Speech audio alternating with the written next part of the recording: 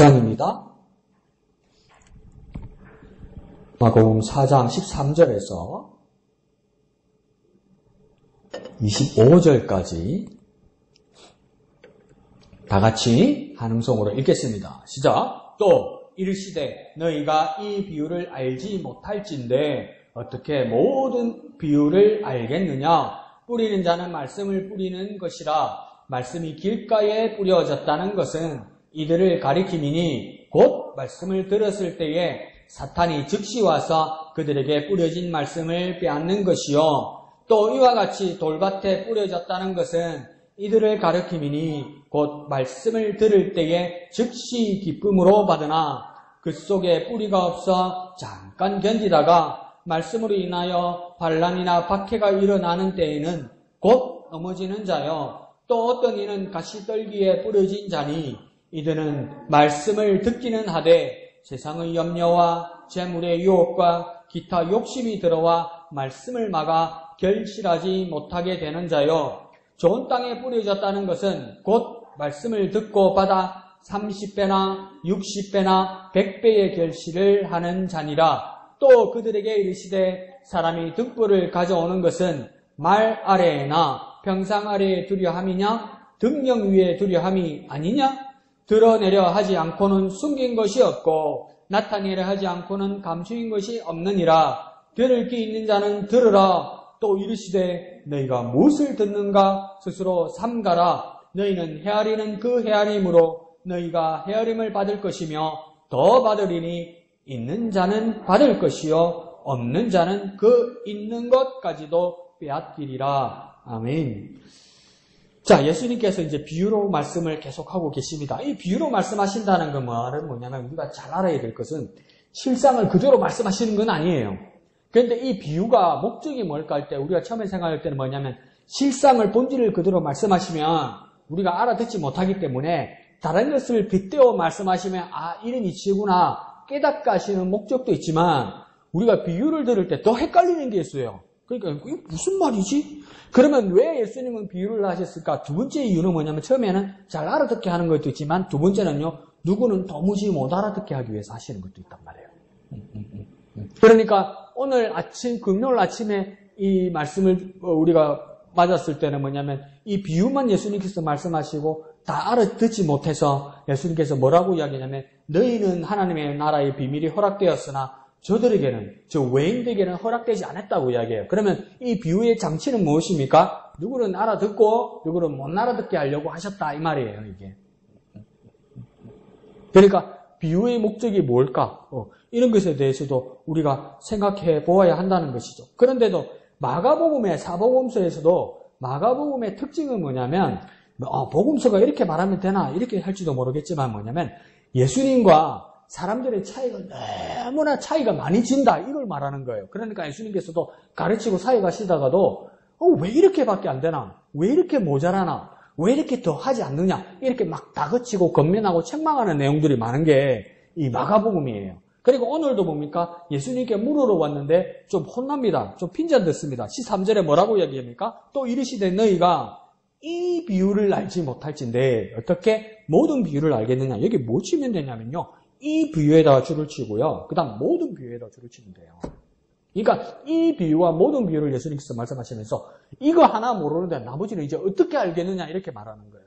근데 이 너희가 누구입니까? 그냥 무식한 사람도 아니고 무지한 사람도 아니고 어쩌다가 예수님 만난 사람도 아니고 그러니까 예수님의 제자임에도 불구하고 이 정도도 알지 못하고 있다 이 말입니다. 근데 앞으로 어떻게 할 거냐 이렇게 말하는 거예요. 그러니까 예수님이 답답한 심정을 말씀하시려다가 이 정도하고 참는 겁니다. 그러니까 막 혼내려고 막 얼굴이 빨개진다 이까지 말하다가 그냥 쑥 참으시는 거예요. 이렇게 쉬운 비유도 이해하지 못하면 앞으로 어떻게 될 그 수많은 비유들을 어떻게 하려고 그러느냐 그렇게 말씀하시는 겁니다. 그런데도 또 제자들이 기죽는 것은 싫어서 또 마음 아파서 바로 설명 들어갑니다. 그러니까 우리가 이 장면만 보고 이렇게 생각하면 안 돼요. 물어보면 무서워서 못 물어보겠다. 야. 이것도 모르나? 이러면 그 얼마나 기분 나쁘기도 하고 속상하기도 하고 기죽기도 하고 예수님한테 어떻게 물어보겠느냐. 그래도 우리도 뭡니까? 여전히 좀 더 알려야 되고 좀 더 하나님 말씀에 소망을 가져야 되고 좀 더 간절한 마음으로 말씀을 대해야 됩니다. 솔직히 말해서 어려워서 모른다고 이제 우리 그리스도인들은 말하면 안 돼요. 왜 그러냐면요. 제자들의 지금 이 상황은요. 예수님께서 비유를 말씀하시고 지금 해석을 안 해주셨단 말이에요. 오늘 아침까지는. 그러니까 우리가 보면서 그러니까 나도 제자들 수준 정도밖에 안 돼서 잘 모른다. 그 말이 안 됩니다. 왜 안 됩니까? 우리 성경 전체를 가지고 있잖아요. 설명 다 돼 있잖아요, 뒤에. 그 뒤에 설명 안 들었다는 거 이야기 아니에요. 어려운 건 어려운 게 아니고 뭡니까? 안 해서 모르는 거 아니에요. 하나님 말씀이 뭐 어려워요. 펼쳐서 안 봤으니까 모르지. 한 번 보고 모르면 두 번 보는 거지. 여러분 자녀들 키울 때 학생들 가르치도 뭐랍니까? 한 번 말하기가 못 알아들으면 뭡니까? 열이 바짝 그래서 자, 잘 들어봐라. 내가 설명해서 두 번, 세 번 말하잖아요. 그러면서 여러분은 하나님 말씀을 알려고 하고 사모한다면서 한 번 읽어보고 모른다고 덮으면 어떻게 해요? 언제는 더 기술이 더 좋아져가지고 뭡니까? 읽지도 안 하고 봐봤자 모른다고 안 봐. 이런 자세가 어떻게 있을 수 있습니까? 더 본격적으로 말씀드릴까요? 매일 성경 깨끗하게 두지 말란 말이에요. 오늘이 금요일인데 수요일, 화요일이 깨끗하면 어떡해요? 그러면 어려워서 모르는 거 아니잖아요. 안 봐서 모르는 거 아니에요. 안 봐서 모르는 거. 그러니까 지금 제자들하고 상황이 달라요, 여러분. 하나님 말씀이 어려워서 못 보는 거, 모르는 거 아니에요. 안 봐서 모르는 거예요. 안 보면 아무도 몰라요. 아무도 몰라요. 아무도. 그러니 우리는 어떻게 해야 되겠습니까? 더 알려고 하면 됩니다. 알려고. 더 보면 돼요. 더 사모하면 돼요. 간절히 구하오니 성령으로 조명하여 주시고 깨닫게 해주셔서 맨날 기도하잖아요. 여러분, 내가 여러분에게 독려해서 뭐라 합니까? 하나님 말씀을 성령으로 조명. 주님, 나로서는 알 수 없습니다. 제 머리로서는, 제 눈으로서는, 제 이해로는 도무지 알 수 없습니다. 성령으로 조명하여 주시고, 성령으로 비춰주시고, 성령으로 역사해 주십시오. 여러분, 그 기도가 진실이라고 난 믿어요. 정말 간절하다고 믿어요. 이건 맞아요. 그렇게 기도해놓고 왜 안 보냔 말이요. 안 보니까 못 가르쳐 주지. 그렇게 기도해놓고 왜 안 써먹냔 말이에요. 그러니까 뭡니까? 기도했으면, 간절히 구했으면, 성령께서 조명하실 준비는 다 하고 있으니까, 깨닫게 하실 준비는 다 하고 있으니까, 말씀을 보시라고요. 말씀을 읽으시라고요. 말씀을 사모하시라고요. 그러면 예수님도 뭡니까? 지금 다시 가르쳐 주시잖아요. 한 번 말하고 끝나지 않잖아요. 말씀해 주시잖아요. 분명히 우리가 매달리고 말씀을 보고 있으면요. 그냥 안 지나가신다고요. 그냥 안 지나치신다고요. 몰라서 모르는 게 아니라고요. 안 봐서 모르는 거라고요. 그러면 더 우리가 주님의 말씀을 알려고 해야 됩니다. 성령으로 조명하시고 깨닫게 해주시고 말씀을 사모하게 하여 주옵소서. 좀 더 알려하고 좀 더 소망하고 좀 더 간절한 마음으로 말씀을 펼쳐봐야 됩니다. 말씀을 봐야 됩니다.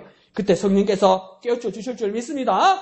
자, 그러면서 14절에는 뭐라고 합니까? 뿌리는 자는 말씀을 뿌리는 것이라 이렇게 예수님께서 이제 설명을 시작합니다. 여기서 누가 먼저 나옵니까? 뿌리는 자라고 이야기해요. 씨를 뿌리는 자라고 이야기해요. 근데 그 씨는 뭐라고 이야기합니까? 말씀이라고 이야기해요. 그런데 이 사람은 어떤 사람이라고 합니까? 말씀을 뿌리는 자, 씨를 뿌리는 자니까 뭡니까? 말씀을 전하는 자고 전도자를 말하고 여기 현장에서는 제자들을 말합니다. 그러면 이 제자들은 다시 14절을 가만히 생각하면 이 제자들은 뿌리는데 전하는데 뭘 뿌리는 겁니까? 이 씨는 뭡니까?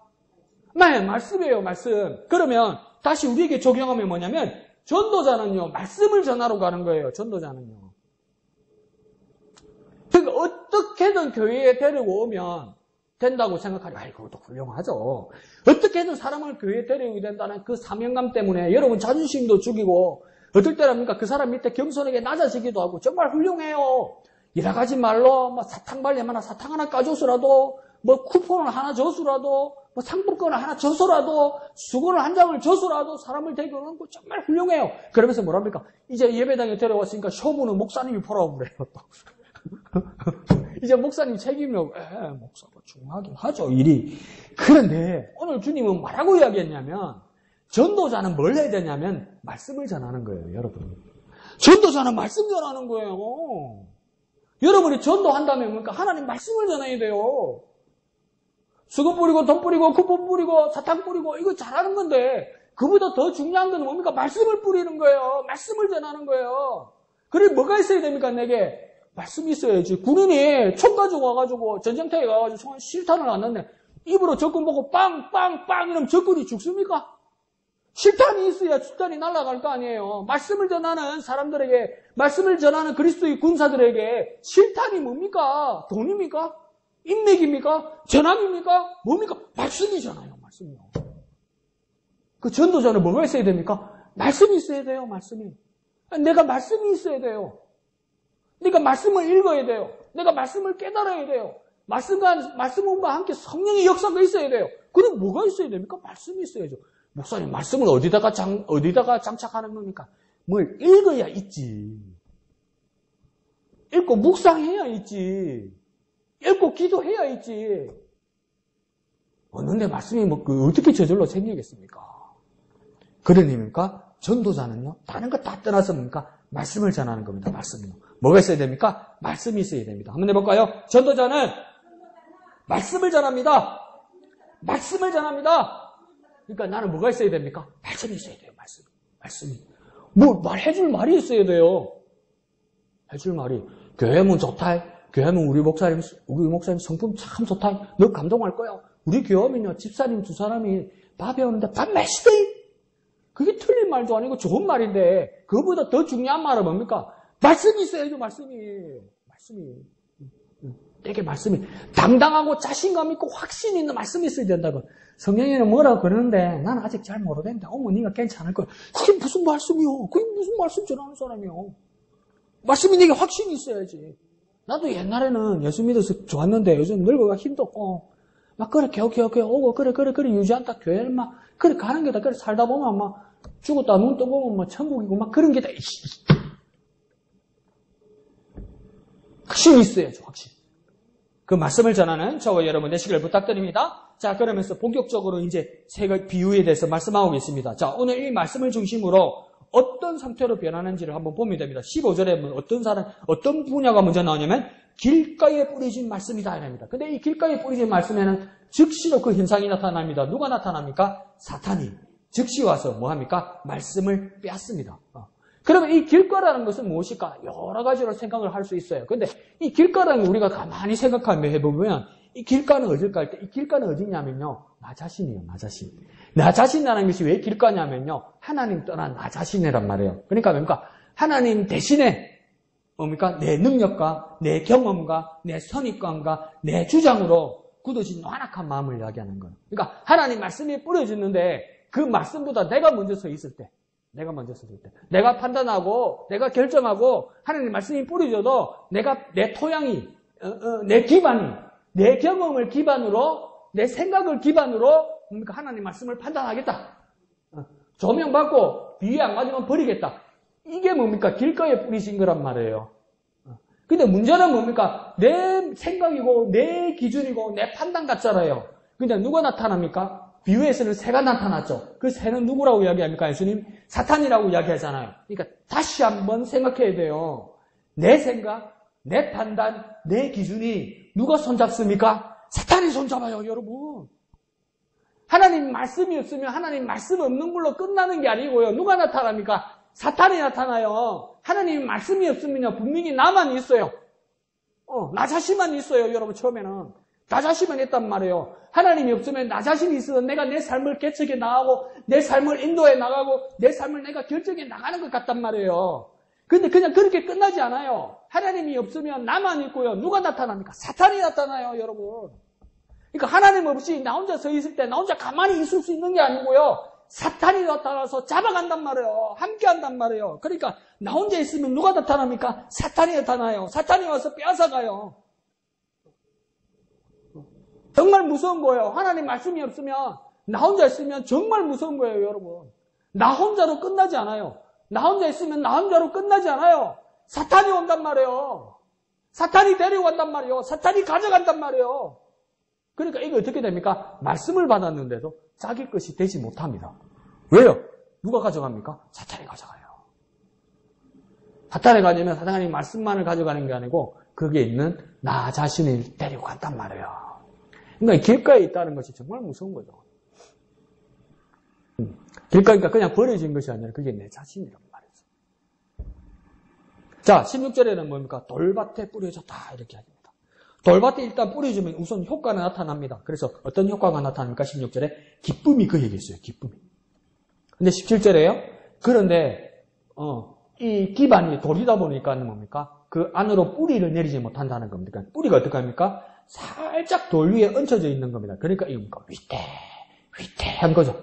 그래서 처음에는 어떻게 하려고 합니까? 뿌리가 돌 위에 얹어져 가지고 그래도 집어보려고 그러면서 뭡니까? 견뎌보려고 합니다.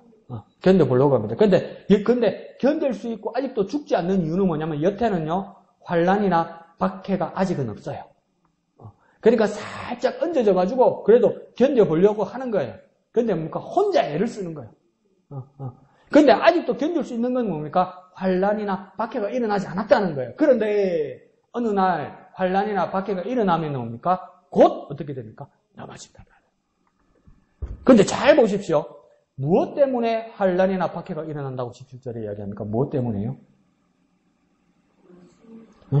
말씀으로 인하여 환란이나 박해가 일어난다는 겁니다. 그러니까 돌밭에 뿌려져서 뿌리를 내리고 좀 살아보려 하는데 사는 게 힘들어.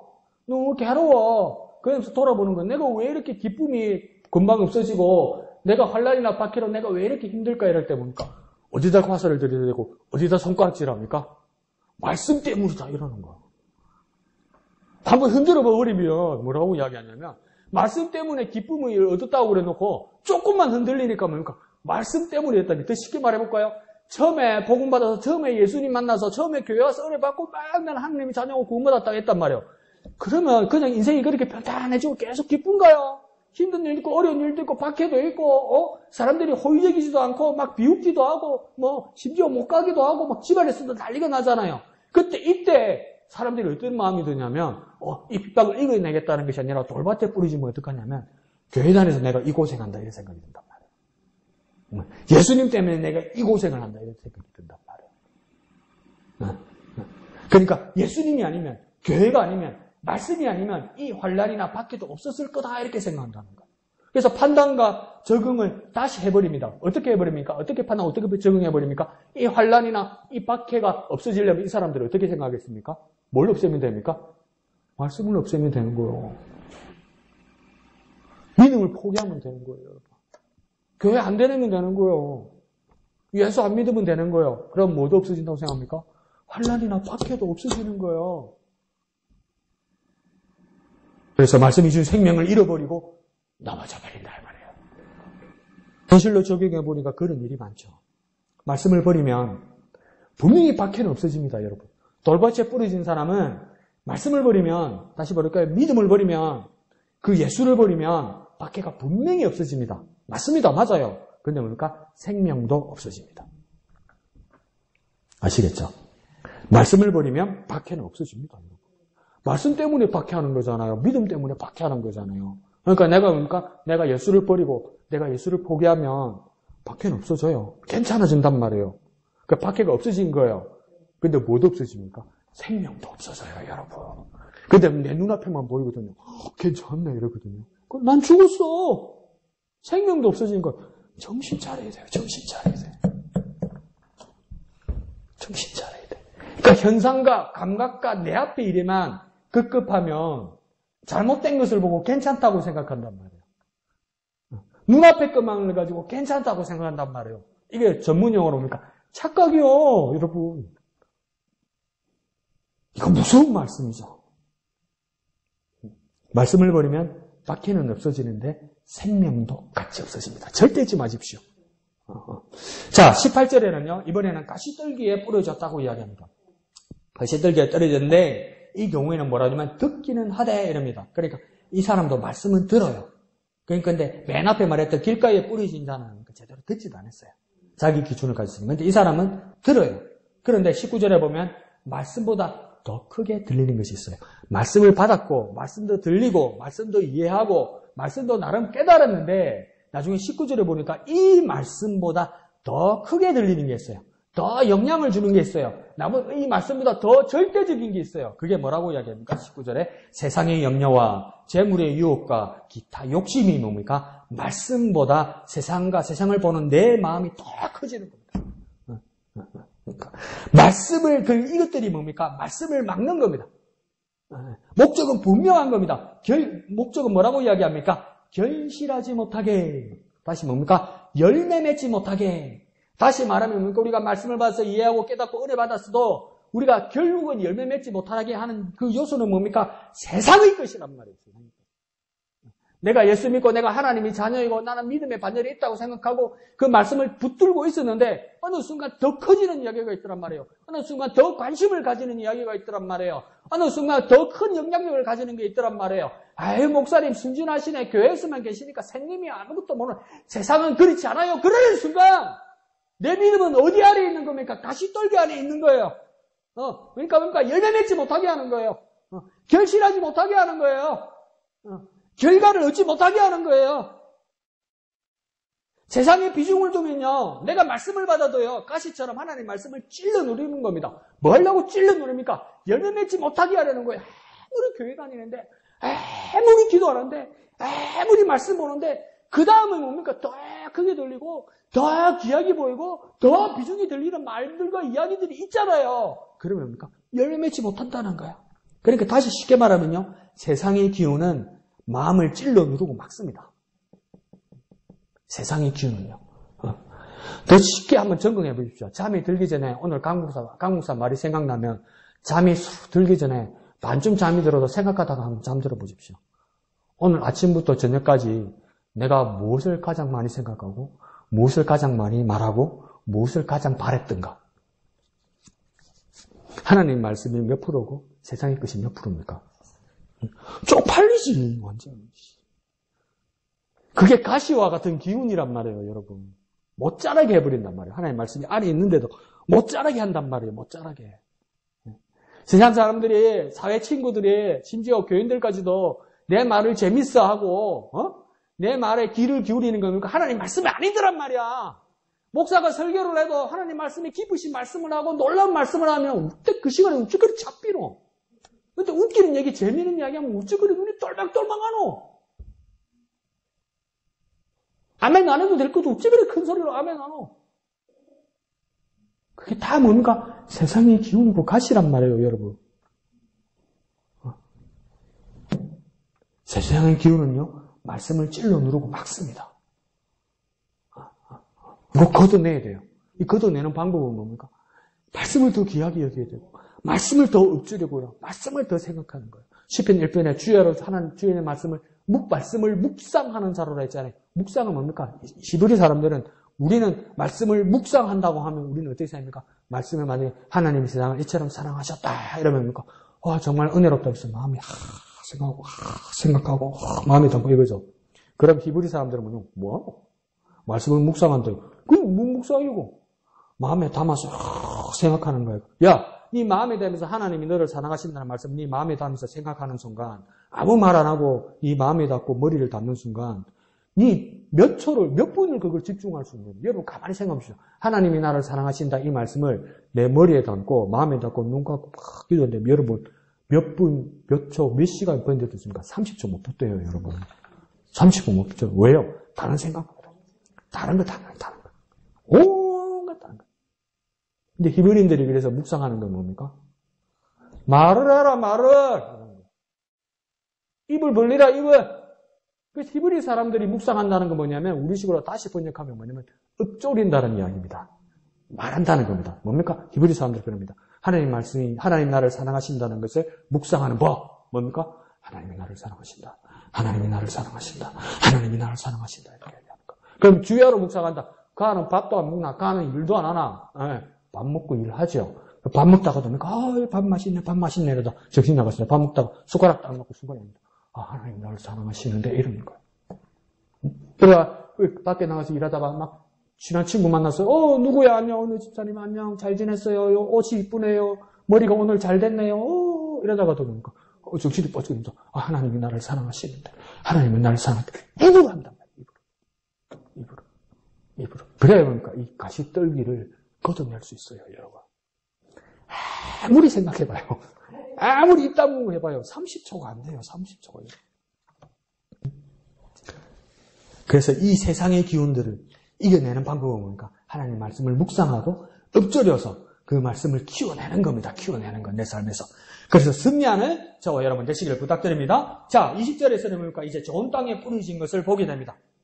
그래서 20절에는 좋은 땅에 뿌려졌다는 것은 뭐냐면 세 가지입니다. 아주 짧은 말을 드렸어요. 말씀을 듣고 받는다 이렇게 이야기하죠. 그러니까 첫 번째 단계는요. 말씀이 있어야 되고요. 두 번째는요. 들어야 되고요. 세 번째는 뭡니까? 받아들여야 합니다. 첫 번째 말씀이 있어야 됩니다. 이 말은 뭡니까? 내 이야기나 친구나 세상 이야기나 조언이 아니란 말이에요. 하나님 말씀이 있어야 된단 말이에요. 내가 고민이 있고 문제가 있고 해결해야 될 게 있단 말이에요. 그러면 전문가를 찾아가기도 하고 친구와 이야기를 나누기도 해요. 큰 도움이 되죠. 근데 그보다 더 중요한 건 뭡니까? 하나님의 말씀이 내게 있어야 돼요. 그렇게 해서 뭡니까? 좋은 땅이 뿌려지기 위해서는 내 이야기나 친구나 세상 이야기나 어떤 조언보다도 가장 먼저 뭐가 있어야 됩니까? 하나님의 말씀이 있어야 돼요. 두 번째는요, 들어야 합니다. 뭐 어떻게 됩니까? 말하기 전에, 제시하기 전에, 계획하기 전에 뭐 해야 됩니까? 하나님의 말씀, 하나님의 지시를 들어야 됩니다. 하나님이 내 입장은 이런데요, 내 상황은 이랬는데요, 계속 말하는 거예요. 그 하나님 계속 들어주세요. 그 하나님 해결해 주십시오. 하나님 말씀해 주십시오. 항상 내 말씀드리잖아요. 간절하면 더 큰 소리로 하고요. 간절하면 더 오래 말하기도 하고요. 간절하면 한 소리 또 하고 한 소리 또 하고 하나님 한 소리 또 하고 그래. 하나님이니까 들어주는 거예요. 저한테 두 번, 세 번 해보세요. 미치는 거지. 근데 하나님 또 들어주세요. 그렇게 간절히 기도해놓고 하나님이 대안을 제시할 것을 안 들어요. 왜요? 시끄러요. 예수 이름으로 기도드립니다. 아멘 하고 가버린단 말이에요. 근데 뭐 해야 됩니까? 들어야 합니다. 내가 말하기 전에, 내가 제시하기 전에, 내가 계획하기 전에 하나님의 지시를 들어야 합니다. 들어야 합니다. 세 번째는요, 뭡니까? 받아들여야 합니다. 받아들인다는 건 뭘까요? 순종해야 합니다. 인정해야 됩니다. 어떻게 할까요? 삶의 자리에서 감내하고 따르고 실천해야 됩니다. 그러니까 아주 훌륭한 그리스도인들도 하나님 말씀이 있고요. 또 그것을 또 잘 듣기도 해요. 그 다음 최고의 장애물이 뭐냐면 나가야 되거든요. 여기서 해결하는 게 아니거든요. 세상으로 나가야 되거든요. 나가는 데 힘들고요. 그대로 말하는 게 힘들고요. 그대로 움직이는 게 정말 힘든 거예요. 정말. 아직도 상상이 안 가요. 창세기에 보면 노아의 이야기가 나올 때 노아가 뭐 방주를 짓고 뭐 이것도 훌륭하지만 그 첫 절이 뭐냐면요. 하나님의 아들이 사람의 딸들과 같이 해서 그들이 육체가 됨이니라 이렇게 돼 있어요. 그러니까 하나님의 아들들과 사람의 딸들이 누굴까 막 이야기들이 있어요. 그거 다 떠나서 하나님의 아들들의 그 후손과 그 가족들은 누구였을까요? 노아와 그 계보들의 사람들이었겠죠. 아담, 셋, 에노스 이 사람들이었겠죠. 에덴에서 쫓겨나도 여전히 하나님의 약속을 붙들고 하나님의 뜻을 따라야 된다고 살던 그 가문의 사람들이 에덴 동산에서 쫓겨나오다 보니까 죽게 되고 멸망이 되었다, 큰일 나게 되었다, 세상이 죄 가운데 있게 되겠다, 생존에 떨어졌다 이렇게 생각했는데 에덴 동산에서 쫓겨나와서 보니까 뭡니까? 멸천지로. 에덴 동산에서 쫓겨나와서 보니까 하나님이 없으니까 진짜 살맛나. 간섭 안 받고 먹고 싶은 거 하고 싶은 거 하지 말라는 것도 없고 그냥 내까리 도움이 되는 거예요. 내까리. 자유라는 거예요. 내까리 도움이 되는 거예요. 내 맘대로 하는 거예요. 내 맘대로. 그 문화를 첨단으로 가지고 있던 사람들이 누굽니까? 사람의 딸들이라. 그게 홀린 거예요. 어디서 보니까 그러대요. 남자가 여자의 예쁘고 못생긴 거 보는 눈에 시간이 얼마 걸리는 줄 아세요? 0.2초. 남자가 타고났대요, 그냥. 예쁜가 안 예쁜가 그냥 보면 안 돼요. 그러니까 하나님의 아들들도 뭡니까? 세상 밖에 나오니까 아닙니까? 사람의 딸들에게 다 빠져서 그 문화에 그냥 쑥 다 빠져들어가 버린 거죠. 그러니까 어떻게 됩니까? 저들이 더 이상 영이 안 되고 뭡니까? 육체가 되민이라 이러잖아요. 근데 그 중에서 단 한 사람 노아는 뭡니까? 당대의 의로운 자라고 이야기하잖아요. 그 왜 노아만 당대의 의로운 자일까요? 하나님만 바라보고 하나님과 교제한다는 거예요. 하나님과 교제하면서 뭡니까? 얼마 동안 방주를 지었다고 하면 120년입니다. 120년입니다. 어디다 지었습니까? 산에다가 지었어요. 미쳤지. 그럼 한번 생각해 보시죠. 옷 하나 들고, 나무 자재 들고, 망치 들고, 아침 먹고 어디로 올라가야 됩니까? 산으로 올라가야 돼. 그 짓을 얼마 동안 했습니까? 120년을 했어. 그게 어떻게 가능하겠습니까? 믿음이 좋아서, 그 말도 맞죠. 그 믿음은 어떻게 강해졌을까요? 매일매일, 매번 하나님을 깊숙이 만난단 말이에요. 이제 더 이상 노아가 뭐라고 이야기하냐면, 하나님 언제 끝납니까? 언제 다 됐습니까? 오늘 또 가야 됩니까? 더 이상 묻지 않는단 말이에요. 아침에 일어나면 하나님 뜻을 따라 저 산에 올라가서 방주를 지으면서 못질하고 역청질을 하면 하나님은 함께 계신다는 그 하루하루가 기쁨이야, 여러분. 그 사람은. 기쁨이야. 근데 부인도 아들도 그래 생각했을 거야. 지겨워. 저 노인네 봐. 이제 미쳤는가 봐. 제정신 아니야. 저 노인네 빨리 죽어야 될 건데 이런 생각하는 사람 많았을 거란 말이에요. 근데 노아는 뭡니까? 하루하루가 억지로 올라가는 게 아니고 기쁨이란 말이에요. 기쁨. 왜 그랬습니까? 더 이상 말하지 않는단 말이에요. 그 자질구레한 자기 입장 말하지 않는단 말이에요. 하나님과의 기쁨 만나면서 하나님의 지시와 하나님과 함께 하심을 깊이 느낀단 말이에요. 받아들였단 말이에요, 여러분. 받아들였단 말이에요. 더 이상 들을 필요도 없고 더 이상 말할 필요도 없고 마음과 마음이 만나서 받아들였단 말이에요. 얼마 동안요? 120년을 하루하루 그렇게 했단 말이에요. 여러분, 그렇게 산다면 뭔 짓을 해도 좋지 않겠습니까? 뭔 짓을 해도 좋지 않겠어요? 누가 손가락질한들, 누가 돌을 던진들 무슨 상관입니까? 하나님이 나와 함께 계신데, 하나님 보이는데, 하나님 마음이 내 안에 들어와 있는데, 그게 무슨 상관이겠습니까? 누가 뭐랄까 그래 한들. 그러면 역으로, 나는 왜 하지 못하고, 나는 왜 순종하지 못하고, 나는 왜 받아들이지 못하고, 나는 왜 그대로 하지 못할까? 나를 보면, 하나님과 멀어지는 거예요, 자꾸. 하나님이 저 멀리 있는 거예요. 그러니까 내가 돌 맞으면, 하나님 어디 있을까? 내가 욕조를 보면, 하나님 빨리 오셔야 되는데, 나는 이러고 있는 거예요, 여러분. 하나님 나와 함께 하신다는 것을 잘 못 느끼고 자꾸 멀리 있어서 필요할 때 이제 나타나시는 분이라고 생각하는 거예요. 아무리 믿음이 있어봤자 내가 위기가 있을 때 119를 눌러서 그때 출동하는 하나님으로 생각하는 거예요. 네? 근데 하나님은 출동하시는 분이 아니란 말이에요. 함께 하시는 분이에요. 노아가 그 경험으로 같이 있었단 말이에요. 온전히 뭡니까? 좋은 땅에 뿌려진 것이 사람이 되었습니까? 하나님의 말씀이 있고 하나님의 말씀을 듣고 하나님의 그 뜻을 받아들이면서 순종한 사람이었단 말이에요. 그러니까 뭡니까? 30배, 60배, 100배의 결실이라는 그 열매가 있었다 이 말입니다. 그러니까 이 결실 열매는 도대체 뭘까요? 무엇보다도요? 위에서 보이는 것처럼 이 결실이라는 열매는 무엇일까요? 생명입니다. 생명이란 말은 뭐냐면 죽어 있는 것이 아니고 살아있다는 거예요. 살아있으니까 뭐 일을 한다는 거예요. 생명력을 가지고 뭐 하겠습니까? 생산해낸다는 거예요. 능력을 가지고 생산해낸다는 거예요. 그러니까 작은 씨앗에서 30배, 60배, 100배 열매를 맺으면서 뭡니까? 계속 생산력과 생명력을 가지는 거란 말이에요. 하나님의 말씀을 보다면 아주 작은 것을 받았고 보잘것 같고 세상에 볼 때는 미흡한 것 같이 보일지라도 그 안에는 생명이 있고 생명력이 있고 힘이 있고 능력이 있기 때문에 뭡니까? 생산해 나가고 커져가는 거란 말이에요. 그 일들이 일어난다는 거예요. 그러니까 우리가 하나님의 말씀을 받아 누리고 하나님의 말씀을 가진 누리고 하나님과 함께하는 일이라면 무엇보다도 뭡니까? 우리에게 무엇이 생기겠습니까? 풍성한 생명의 열매를 맺게 됩니다. 풍성한 생명의 열매요. 그것을 소망하며 살아가는 저와 여러분이 되어야만 할 것입니다. 올 한 해 우리 목양에게 주신 비전이 성령의 나타남과 능력으로 부흥하는 교회라잖아요. 부흥이란 말은 뭡니까? 생명력이 있는 거잖아요. 생명력은 가만히 있는 게 아니잖아요. 어느 날 갑자기 그냥 이렇게 갑자기 나타나는 것이 아니라 그냥 계속 나타나서 막 생산하고 낳고 풍성해지는 거잖아요. 그게 왜 풍성해집니까? 운동력이 있고 생명력이 있어서 일어나는 거잖아요. 그런 일들이 올 한 해 우리 목양교회에 있어야 된다는 거예요. 그러니까 하나님의 말씀을 우리가 받았다면 올 한 해 우리 목양교회는 성령의 능력으로 풍성한 열매. 올 한 해는 목사 하나님이 우리에게 주실 것이다. 풍성한 열매, 생명이 있는 풍성한 열매. 그럼 우리가 풍성한 열매를 보면서 뭘 깨달아야 되냐면 우리 교회는 생명력이 있다. 우리 교회는 생명력이 있다. 다시 말해볼까요? 애들 말로 살아있네. 살아있는 걸 느끼는 거예요. 여러분, 살아있는 걸. 그것은 어디로부터 시작되는 겁니까? 하나님의 말씀을 받을 때예요.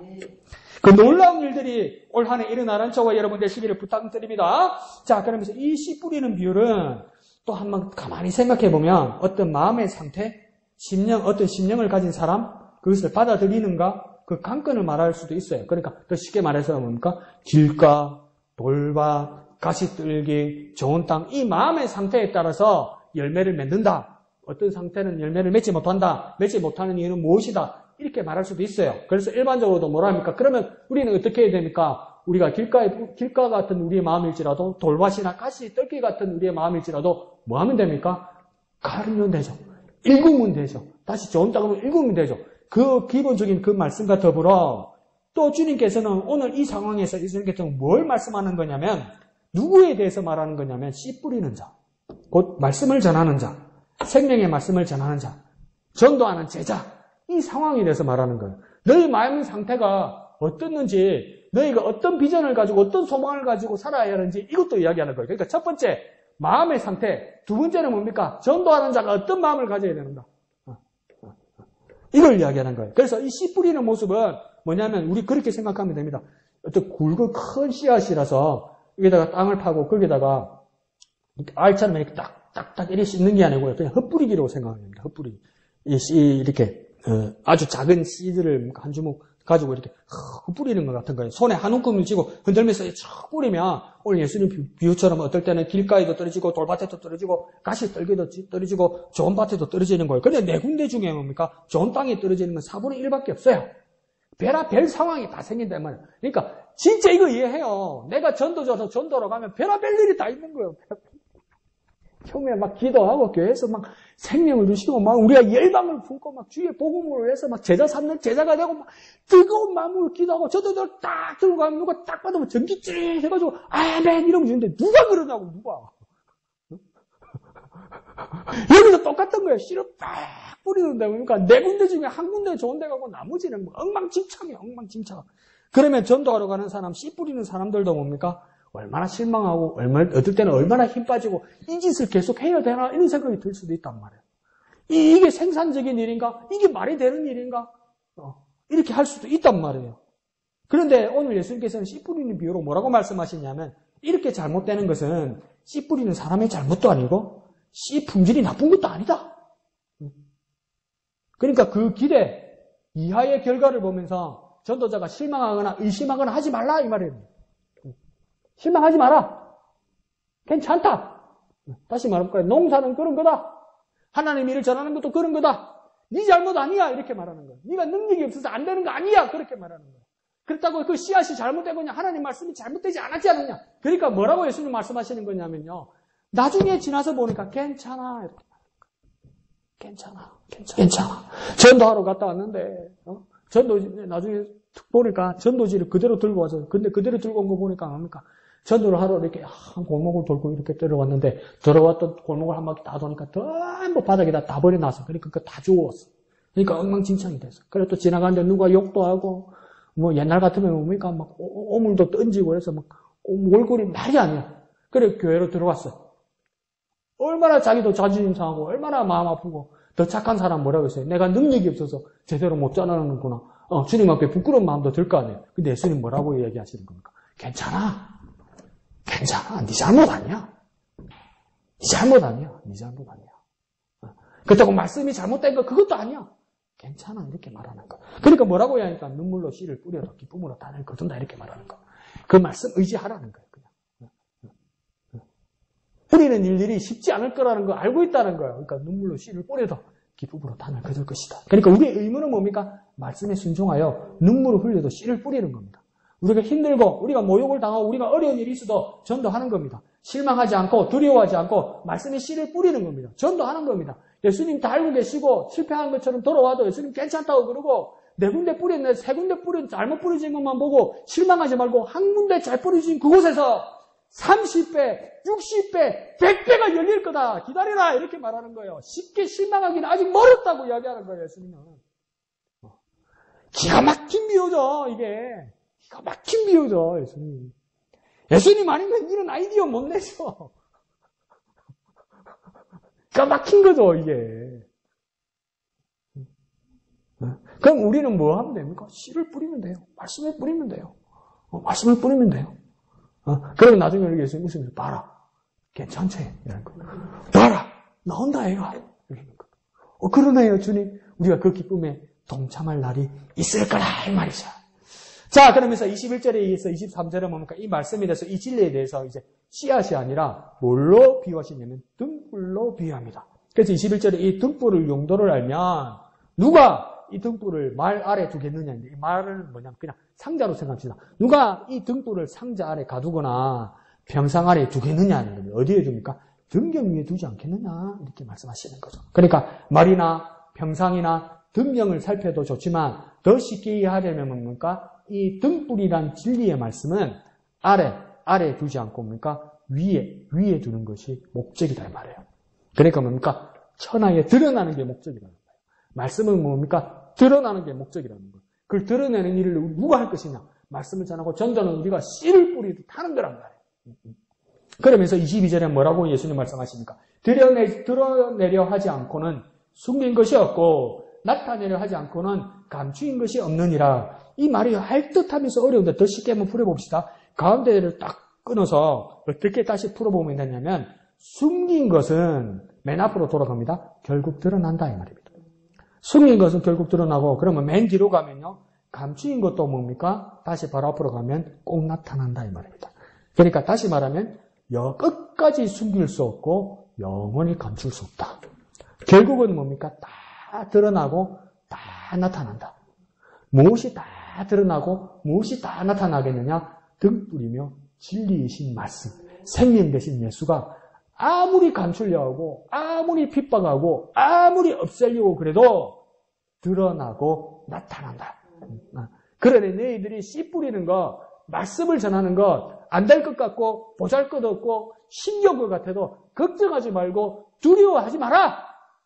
세상이 감추려고 그러고 세상이 숨기려고 해도 다 드러나고 다 나타날 거다. 왜? 이건 하나님의 말씀이고 이건 생명이 있는 것이고 이건 나 예수가 곧 구원이 진리이기 때문에 감출 수 없다. 숨길 수 없다. 이렇게 말하는 거예요. 그러니까 전도하는 자 말하는 겁니까? 실망하지 마라. 실망하지 마라. 그러니까 뭐 해야 됩니까? 소망을 가지라. 소망을 가지라고 이렇게 말씀하시는 거죠. 결국은 나타난다 이런 거죠. 뿌리면 열매 맺는다 이런 거죠. 자, 그러면서 24절은 뭡니까? 조금 이전의 구조들과 조금 24절은 다르게 이해해야 됩니다. 조금 잘 다루어야 하는데요. 24절의 시작에서 예수님도 이렇게 말씀합니다. 24절 시작에서 너희가 무엇을 듣는가 스스로 삼가하라.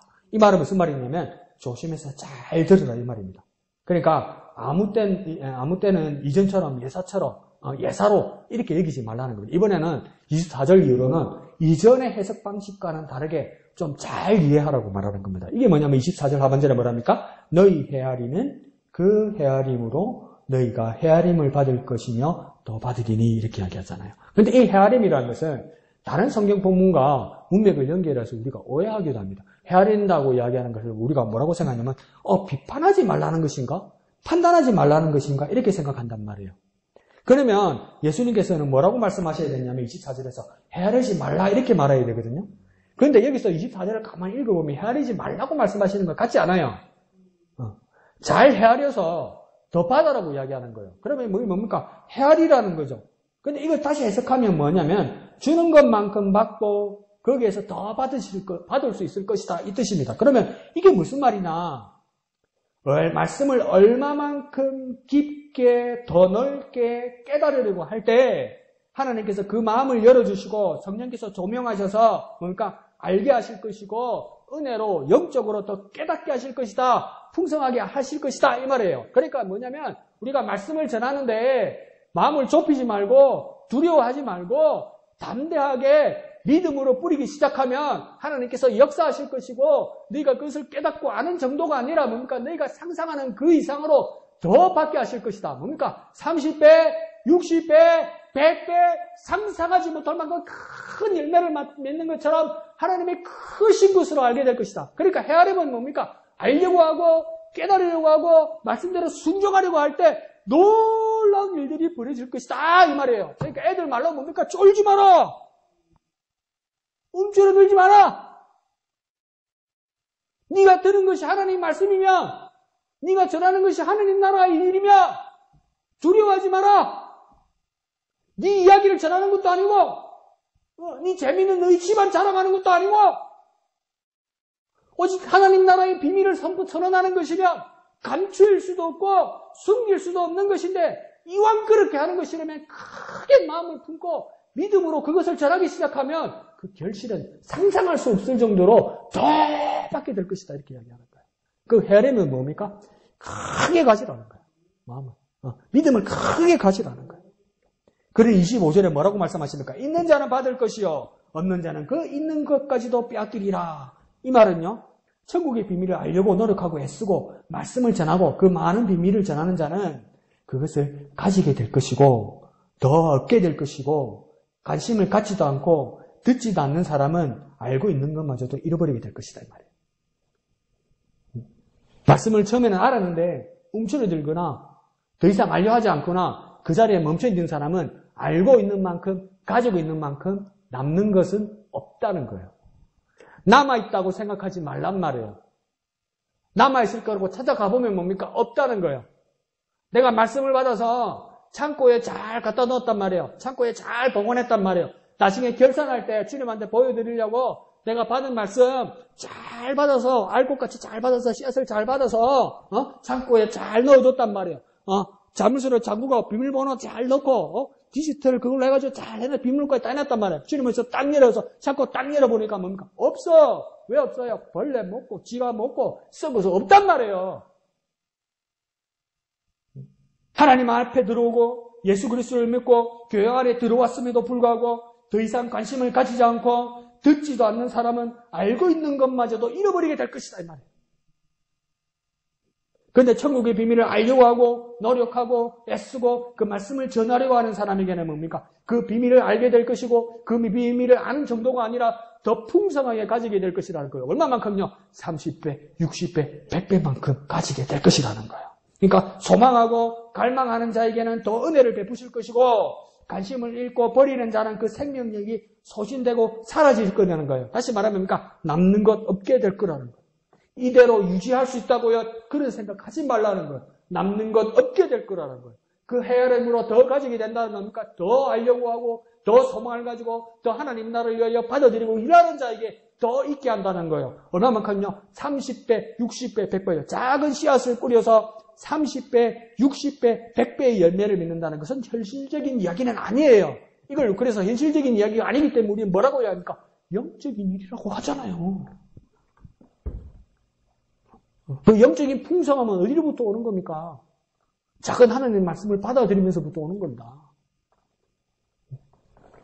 무관심한 자는 멸망을 얻게 되고요. 소망을 가진 자는 생명을 얻되 더 풍성하게 가지게 됩니다. 소망을 가지고 말씀을 전해야 됩니다. 이 말씀이 소망이 있고 이 말씀이 생명이 있다는 것을 어떻게 확인할까요? 오늘 말씀대로하면요. 전도를 해봐야 아는 거예요, 여러분.